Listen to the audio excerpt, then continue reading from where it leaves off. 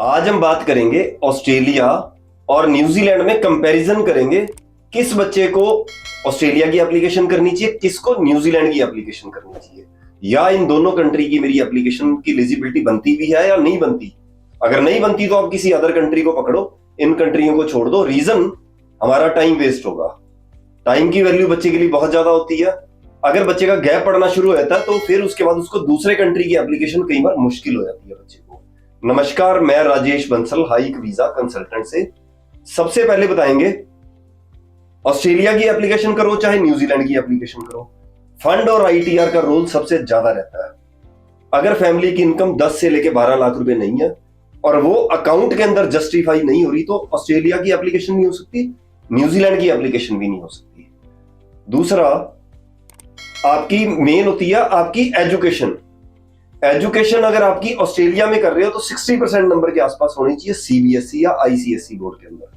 अगर आप state board के स्टूडेंट हो 65 या 70% के आसपास होने चाहिए आपके।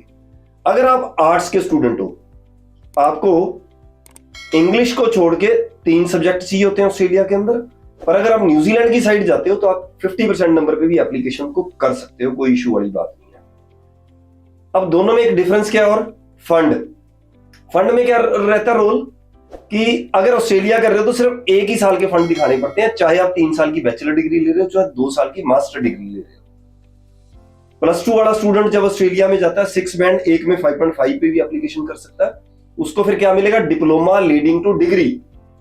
1 साल का उसका डिप्लोमा होगा यूनिवर्सिटी में ही, और यूनिवर्सिटी के ही कॉलेज है ज्यादातर, और फिर वो 2 साल करेगा, यूनिवर्सिटी में शिफ्ट हो जाएगा, वहां पे उसकी बैचलर डिग्री होगी। पर अगर आपने मास्टर डिग्री के लिए जाना है, मास्टर प्रोग्राम के लिए जाना है, तो उसमें आपको 6.5 या 6 बैंड चाहिए। पीटी में 60 के आसपास नंबर है तो आपका सही रहता है केस। अगर बैचलर डिग्री वाला है 58 पे भी एप्लीकेशन हो जाती है, कहीं कहीं होती है थोड़ी सी। मतलब एक्चुअली क्या है, सही प्रॉपर प्रोफाइल चाहिए ऑस्ट्रेलिया के अंदर। अगर उसमें कमी पेशी है तो आपकी एप्लीकेशन नहीं चलती। अब आ जाते हैं फंड की तरफ, न्यूजीलैंड की तरफ। न्यूजीलैंड में अगर आपने 1 साल की स्टडी है आपकी, तो आप यानी कि अगर आप बैचलर डिग्री की हुई है आपने और आप लेवल 8, लेवल 7, लेवल 9 ये प्रोग्राम लेते हो तो आप 1 साल का प्रोग्राम भी ले सकते हो, और आप लंबा 1.5 साल का प्रोग्राम, मास्टर 1.5 साल और 1 साल की होती है। पर जो लेवल 7 का अगर प्रोग्राम लेते हैं उसमें जो बैचलर डिग्री वाले बच्चे हैं उनको ग्रीन लिस्ट का प्रोग्राम लेना पड़ता है, ताकि जिसके अंदर वर्क परमिट हो। लेवल 8 और लेवल 9 जो होता है उसमें समी वर्क परमिट है। लेवल 8 में सारे प्रोग्राम्स के अंदर 1 साल का वर्क परमिट है, 1 साल की स्टडी, 1 साल का वर्क परमिट। पर लेवल 9 लेते हैं तो वो आपको 3 साल का वर्क परमिट है। वो स्टडी 1 साल की भी हो सकती है और वो 1.5 साल की भी हो सकती है। पर जितनी देर का आपका कोर्स है उतनी देर के आपको 1 साल के $20,000 हमें लिविंग एक्सपेंस शो करने होते हैं, और जितनी टोटल फीस है यानी कि वो 1.5 साल का कोर्स है, 2 साल का, 3 साल का, उसके हिसाब से सारी की सारी फीस शो करनी होती है। पहले साल के पैसे जो 6 मंथ होल्ड होने चाहिए, बाकी जो पैसे आप लगा रहे हो चाहे नए लगा रहे हो पर उसका प्रूफ होना चाहिए। प्रॉपर्टी सेल किया उसका प्रूफ होना चाहिए, यानी कि हर चीज की जस्टिफिकेशन के बिना नहीं चलता। 6 मंथ होल्ड फंड है तो उसकी जस्टिफिकेशन नहीं भी है तो काम चल सकता है हमारा। पर अगर आप 3 मंथ होल्ड पे भी एप्लीकेशन कर सकते हैं, और पर उसके जस्टिफिकेशन प्रॉपर होनी चाहिए, पिछला आपका पैसे का रूट क्या है, इसका पैसा आया कहां से। तो इस तरीके से न्यूजीलैंड और ऑस्ट्रेलिया की एप्लीकेशन होती है। ऑस्ट्रेलिया में भी आपको फंड प्रॉपर दिखाने होते हैं। कोई यूनिवर्सिटी नई फंड ले लेती है विद जस्टिफिकेशन भी, पैसा आया कहां से। तो इस तरीके से एप्लीकेशन होती है।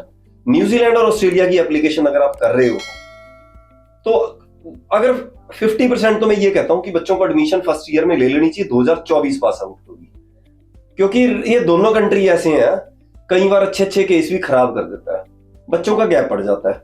जब बच्चे की फर्स्ट ईयर चल रही है यानी कि आपका बच्चा आईलेट्स का पेपर दे चुका है, उसके बाद कर क्या रहा है, वो एडमिशन ले ले। अपनी पेरेंट्स को बात करनी है, उसको फोन पे बात कर ले बच्चे को, अगर करना चाहता है बच्चा।